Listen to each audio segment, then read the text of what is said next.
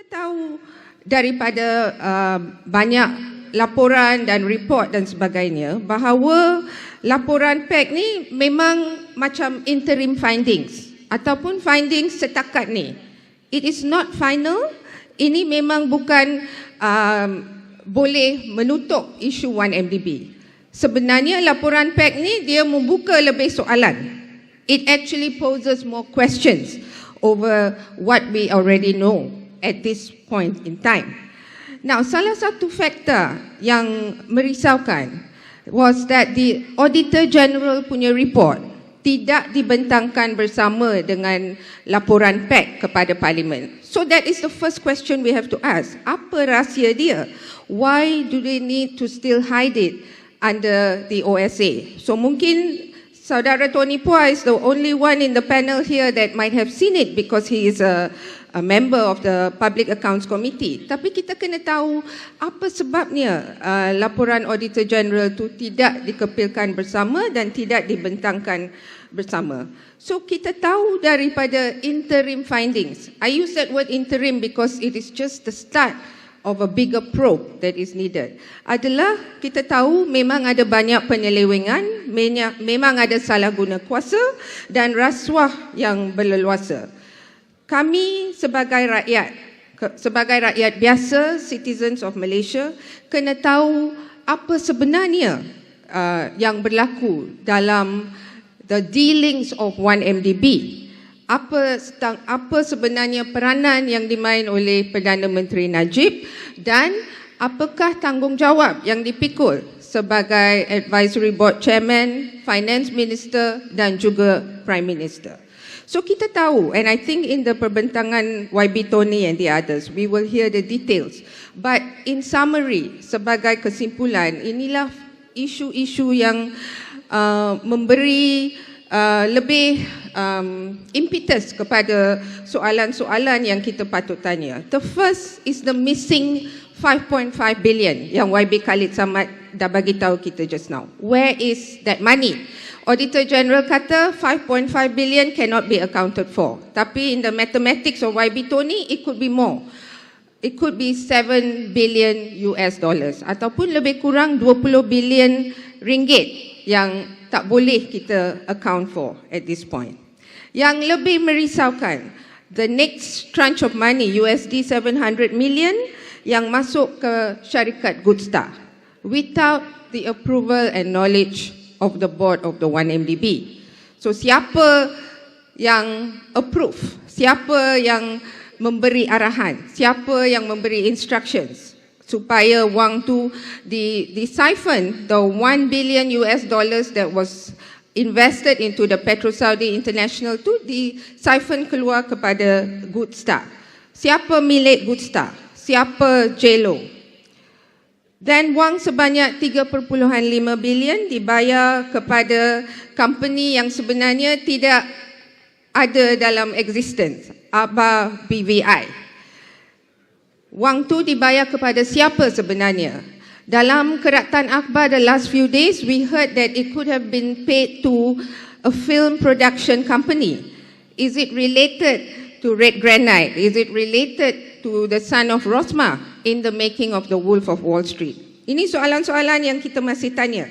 And of course, the famous clause 117 of Memorandum of Articles of the TIA and 1MDB, di mana authority to sign off apa-apa financial transaction lies with the Prime Minister. So he cannot escape. He cannot say he doesn't know. He cannot say it's a formality. He is responsible for all the financial transactions. So kalau CEO Syarul yang dikenakan punitive action by the PAC report, we need to ask whether that's fair.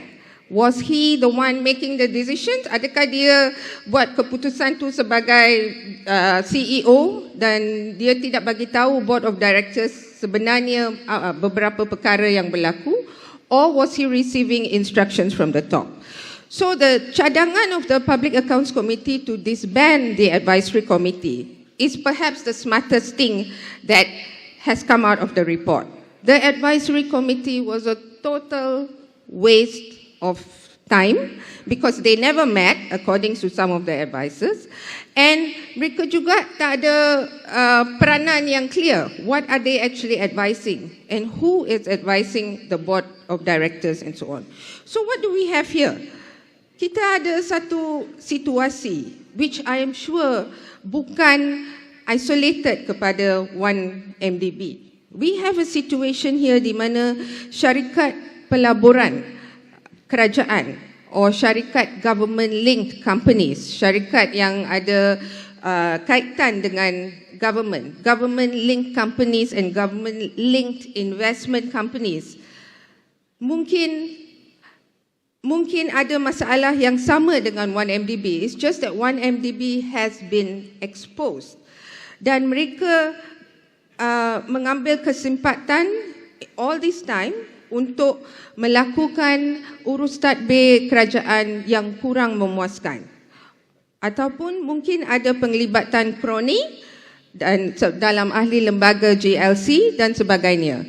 Tetapi semua ni kita sebagai rakyat biasa kita tidak tahu because much of the dealings of GLC, the money that flows into GLCs and out of GLCs are cut off from the purview of even MPs in Parliament. We really don't know how the financial flows actually take place of many of these companies. Now, 1MDB, my point, is not an isolated case. It is a case that has probably reflections of many other companies as well.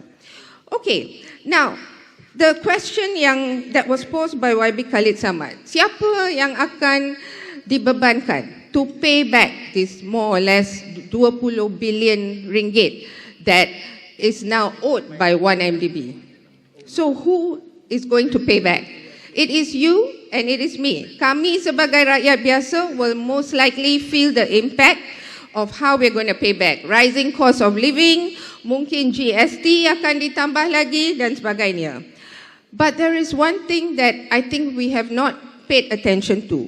Malaysia is a signatory kepada UN Convention Against Corruption, something that we can use to pressure our government because in the convention, of course some of us say UN Convention tak ada guna lah, ni lah, tak ada kuasa lah dan sebagainya.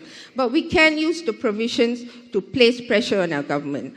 Dalam artikel 51, they say pemulangan aset or asset recovery is something which is very crucial in the fight against corruption. If we want to fight against corruption, we must be able to find ways untuk mendapatkan pemulangan aset. And how are we going to do that?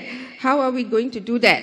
We have review cycles of the UN Anti-Corruption Convention that we can place this case of the loss of lebih kurang 20 billion ringgit by 1MDB alone in the situation in which assets need to be recovered. And how are we going to recover these assets? And jika 1MDB gagal untuk melunaskan hutang dia, then I think collectively we must call for the resignation of the Prime Minister because he has lost 20 billion ringgit of our funds. Siapa punya wang tu? It's your funds, it's your money and my money.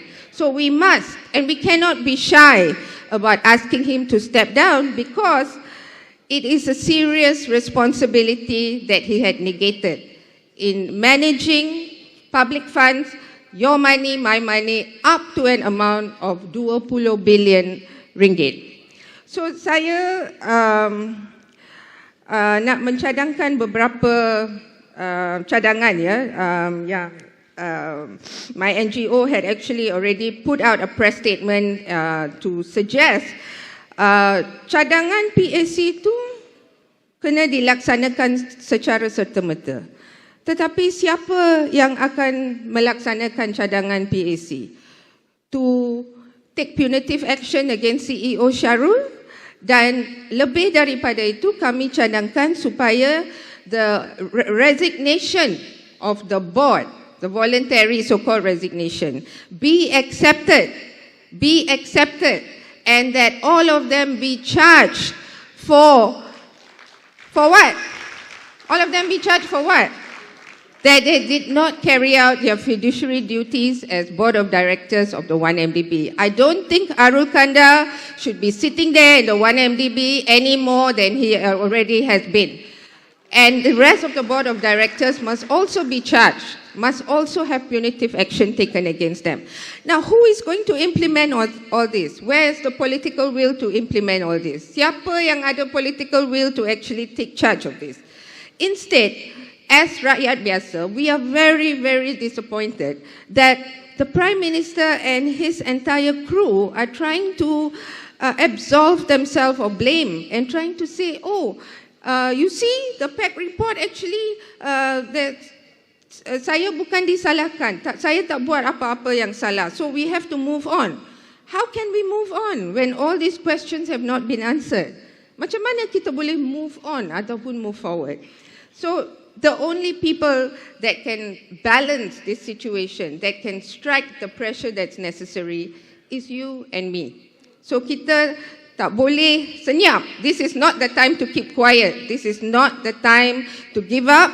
And this is not the time to say, I don't know what to do. It is in our hands. Thank you very much.